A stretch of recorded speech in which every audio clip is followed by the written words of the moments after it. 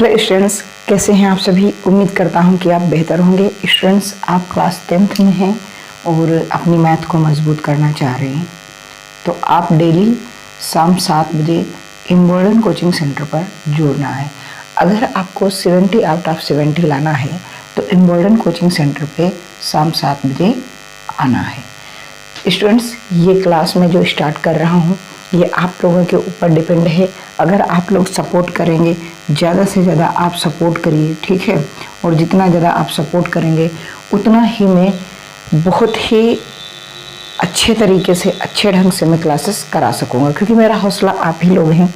दूसरी बात मैं ये बताना चाह रहा हूँ कि मैं आपको फुल कोर्स पढ़ा दूँगा फ्री ऑफ कॉस्ट, लेकिन यही है कि आप ज़्यादा से ज़्यादा लोगों को क्लास को शेयर करिए और अपने दोस्तों को बताइए कि इम्पोर्टेंट कोचिंग सेंटर पर बेस्ट मैथ चल रही है, ठीक है। तो मैं आज जो चैप्टर शुरू करने वाला हूँ उस चैप्टर का नाम है मेंसुरेशन। मेंसुरेशन मतलब क्षेत्रमिति। और इस क्षेत्रमिति में आपको मैं जो पढ़ाने वाला हूँ वो सिलेबस में क्या क्या आपको इस क्षेत्रमिति में आपको पढ़ाऊँगा, उससे पहले मैं चाहूँगा कि आप हमारी क्लास को लाइक कर दें और अपने दोस्तों को शेयर कर दें। आप चैनल पर नए हो तो चैनल को सब्सक्राइब कर लें। ये क्लास 9th और 10th वाले दोनों देख सकते हैं, क्योंकि मेंसुरेशन दोनों में है। तो सबसे पहले मैं आपको पढ़ाने वाला हूँ वर्ग। वर्ग के बाद में आपको पढ़ना है घन, है ना। और घन से मिल करके आपको बना है घनाभ। घनाभ के बाद में मैं आपको पढ़ाने वाला हूँ बेलन। क्या पढ़ाने वाला हूँ? बेलन। और बेलन के बाद में मैं आपको पढ़ाने वाला हूँ शंकु। क्या पढ़ाऊंगा? शंकु। और शंकु के बाद में मैं आपको पढ़ाने वाला हूँ गोला, जिसमें अर्ध गोला भी शामिल होगा। कौन सा? अर्ध गोला भी शामिल होगा, ठीक है।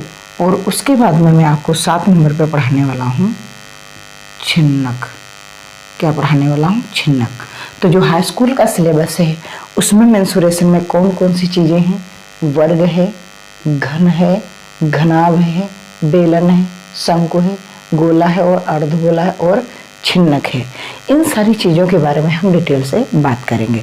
तो आइए शुरू करते हैं। हम पहले वर्ग के बारे में बात करते हैं। किसके बारे में? वर्ग के बारे में। देखो, मैं फिर कहूँगा कि आप नोट्स जरूर बनाना, सवालों को नोट डाउन करना और बेहतर की तलाश में आप बेहतरीन को ना जाना दें। वर्ग, वर्ग ये एक वर्ग है। तो वर्ग में आपको क्या करना है? आपको पता है कि वर्ग की प्रत्येक भुजा बराबर होती है, प्रत्येक भुजा समान होती है, प्रत्येक भुजा समान होती है, ठीक है।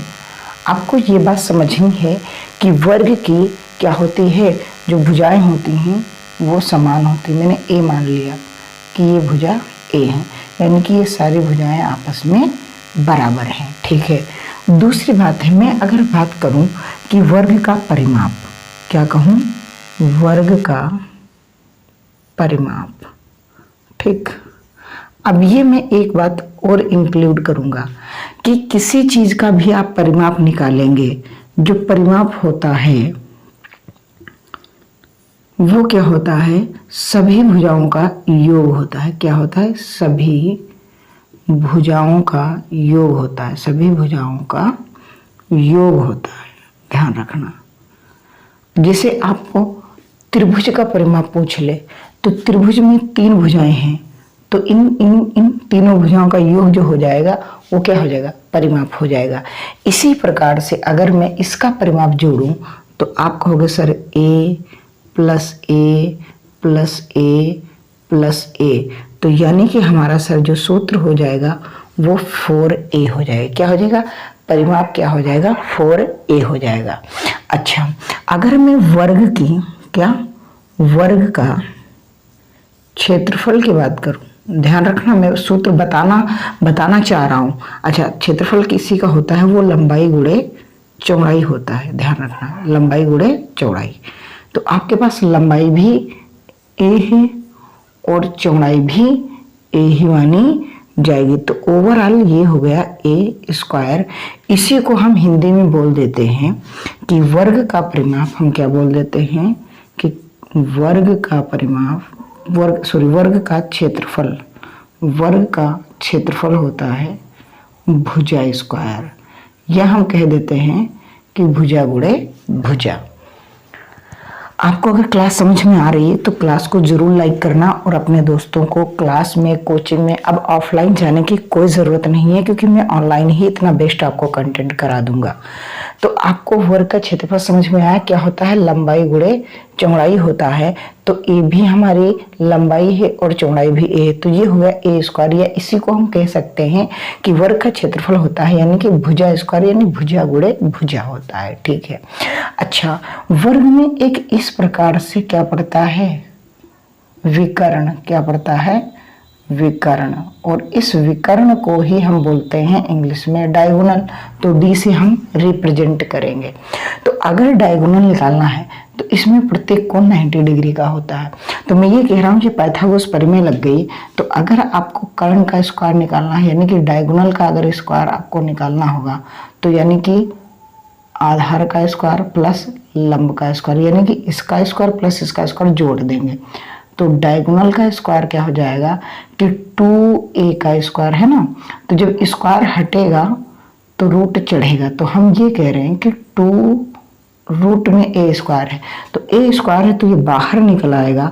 तो इसका जो फार्मूला हो जाएगा वो a√2 हो जाएगा। क्या हो जाएगा, a√2 हो जाएगा।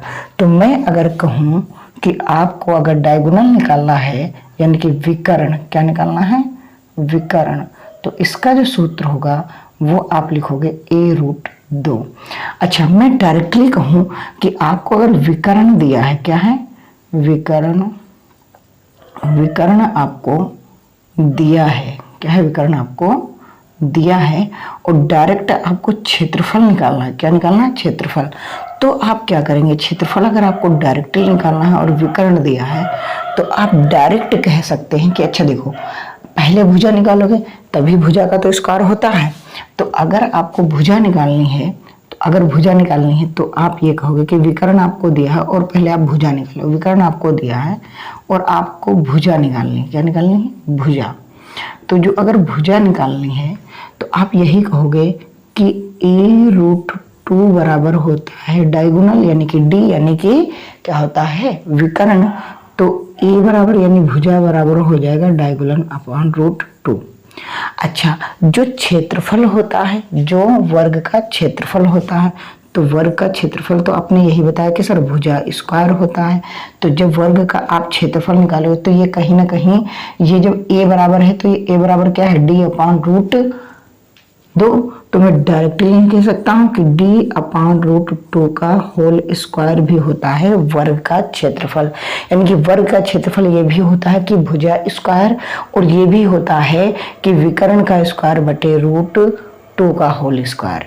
ठीक है, विकर्ण बटे √2 का होल स्क्वायर, ये भी क्या होता है, वर्ग का क्षेत्रफल।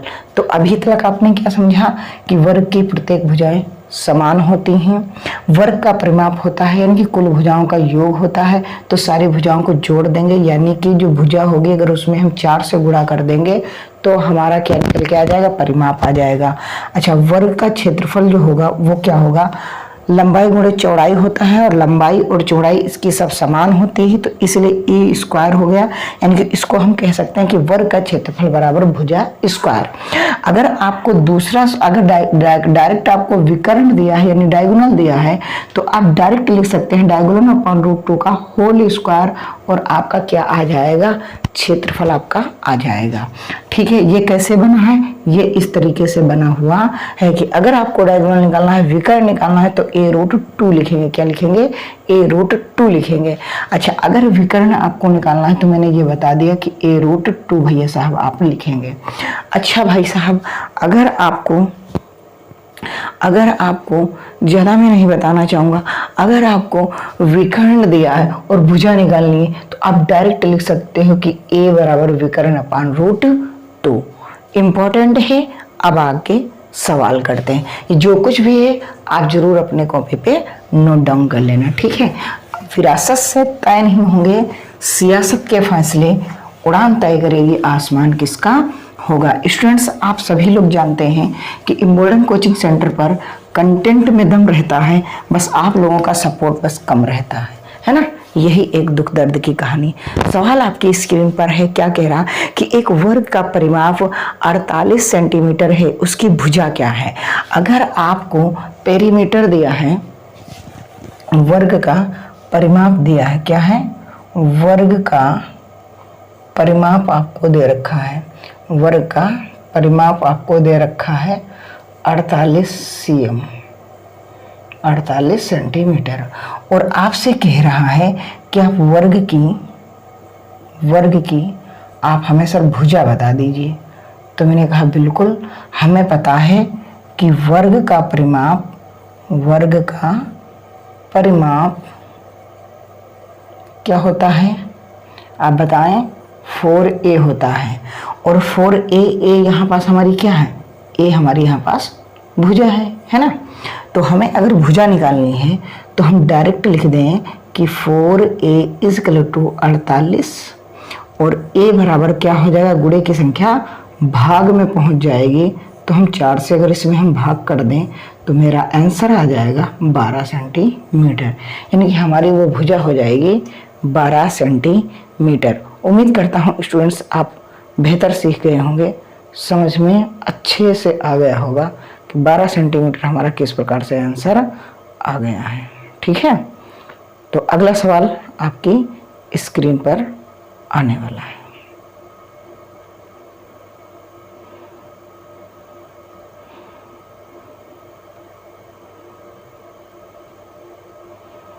क्या कह रहा है अगला सवाल, देखिएगा। अगला सवाल कह रहा है कि वर्ग की भुजा 4√2 सेंटीमीटर है, उसके विकर्ण की लंबाई ज्ञात कीजिए।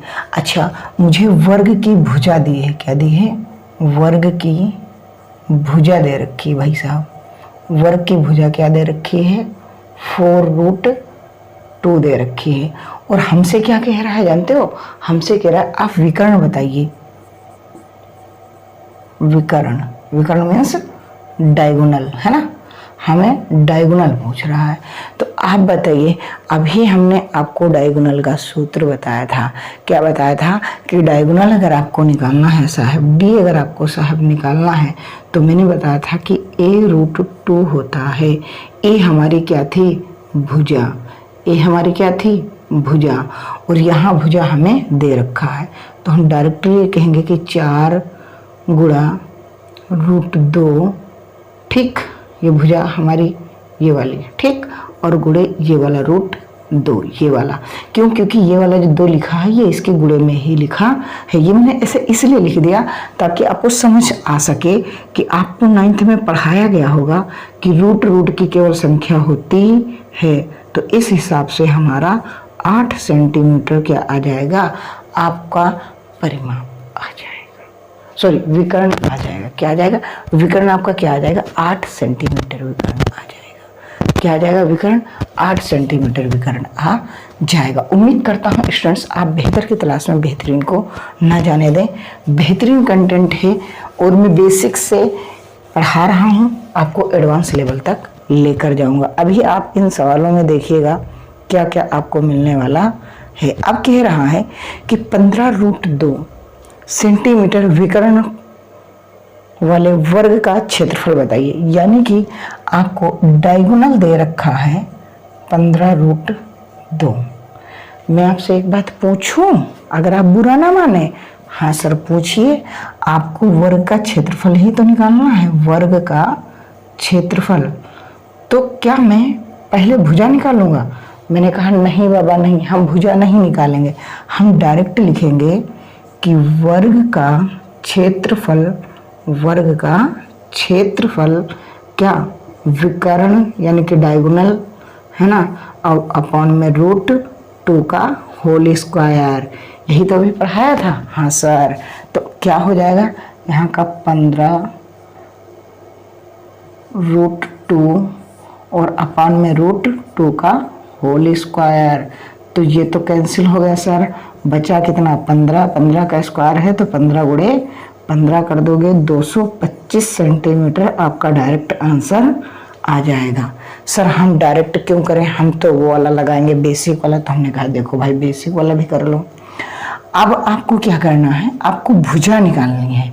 तो भुजा निकालनी है तो मैंने कहा था कि आपको अगर डायगोनल दिया है तो आपको भुजा निकालनी है। तो ए अगर आपको निकालनी है ए, अच्छा तो आप पहले ही बता दो डायगोनल बराबर क्या होता है। सर डायगोनल बराबर होता है a√2। तो मैं ये क्या ये मैं कह सकता हूँ कि a√2 बराबर हमें दिया है 15√2।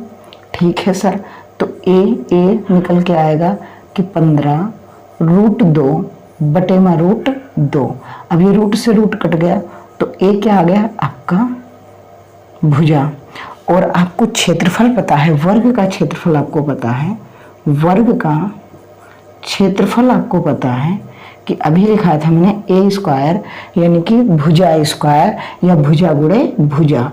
तो यहाँ आप लिखो जब भी 15 गुणे 15, क्योंकि 2 बार लिखा है तो 2 बार जब स्क्वायर करोगे तो भाई साहब कितना आंसर आ जाएगा 225 मुस्कुरा देगा सेंटीमीटर स्क्वायर। क्या आएगा सेंटीमीटर स्क्वायर।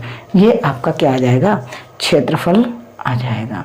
उम्मीद करता हूँ दोस्तों आप सभी लोग कुछ बेहतर मॉडर्न कोचिंग सेंटर पर सीख रहे होंगे और इतना बेहतर सीख रहे होंगे कि आपको लग रहा होगा कि अगर ऑप्शनल आ जाएगा तो आप इस तरीके से करेंगे, या बेसिक करना है तो इस तरीके से करेंगे, आपका एग्जाम में समय बचेगा। इस तरीके से आप करेंगे आपका समय नहीं बचेगा, लास्ट में आप क्वेश्चन को छोड़ करके आ जाएंगे। तो कुछ ऐसे भी चीज़ें होती हैं जहाँ हमें कुछ बेहतर करना होता है, और बेहतर करने के लिए आप मॉडर्न कोचिंग सेंटर पर डेली शाम 7 बजे जुड़ सकते हैं। आप क्लास को लाइक करके अपने दोस्तों को शेयर जरूर कर देना।